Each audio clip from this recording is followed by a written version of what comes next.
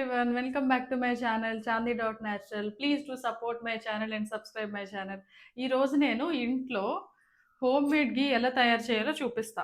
నేను ఎలా తయారు చేస్తానో చూపిస్తా.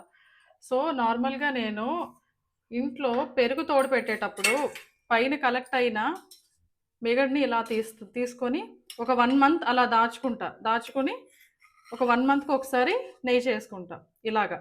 సో ఇప్పుడు ఈ ఈ మిగడ్ని తీసుకొని నేను ఇలా ఒక పాత్రలో వేసుకుంటాను. సో ఇప్పుడు చాలా సింపుల్గా మిక్సీ ఏమి యూస్ చేయకుండా ఓన్లీ ఇలాంటి కవ్వం ఒకటి తీసుకొని మనం దీన్ని బాగా కలుపుకోవాలి. ఇలాగ ఒక 10 మినిట్స్ సరిగ్గా కలుపుకోగానే ఇప్పుడు మీరు అబ్జర్వ్ చేస్తే ఈ మిగడ ఏదైతే ఉందో ఇది ఆ మజ్జిగ నుండి సెపరేట్ అయిపోతుంది. అంతవరకు మనం కలుపుకోవాలి. ఇలా ఈ స్టేజ్ వచ్చినంత వరకు కలుపుకుంటే చాలు.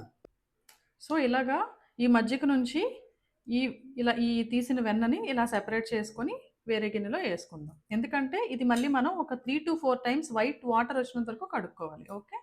సో ఇది మనం మేగడ్ని చిలకగా వచ్చిన వెన్న. ఈ వెన్నని మనం శుభ్రంగా వైట్గా వాటర్ వచ్చినంత వరకు మనం క్లీన్ చేసుకోవాలి. అలా క్లీన్ చేయకుండా ఎట్టి పరిస్థితుల్లో మరిగించకూడదు. అలా మరిగిస్తే మనకి నెయ్యి బ్యాడ్ స్మెల్ వస్తుంది, ఎక్కువ రోజులు నిలవ కూడా ఉండదు. సో ఖచ్చితంగా నీట్గా వైట్ కలర్ వాటర్ వచ్చినంత వరకు దీన్ని కడుక్కోవాలి.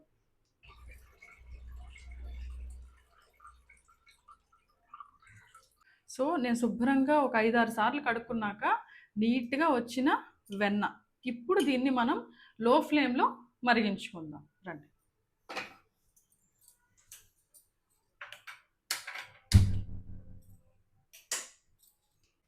చూసారా పైకి ఇలా బబుల్స్గా వస్తుంది, మంచి స్మెల్ వస్తుంది, ఇల్లు మొత్తం మంచి సువాసన.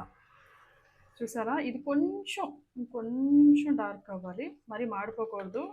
సో చూసారా మనం అనుకున్న కలర్ టెక్స్చర్ వచ్చేసింది. సో మనం ఇప్పుడు స్టవ్ ఆపేద్దాం. ఓకే. నెయ్యి బాగా చల్లారిపోయిందండి. ఓకే. ఇప్పుడు నేను ఒక టీ స్టెయినర్ హెల్ప్తో ఒక గ్లాస్ జార్లో స్టోర్ చేసుకుంటాను.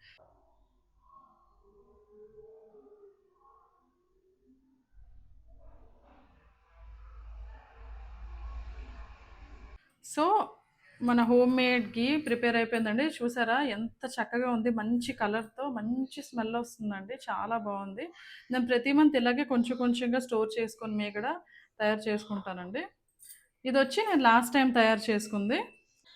Thank you so much for watching the video అండి. Please support and subscribe my channel. Thank you.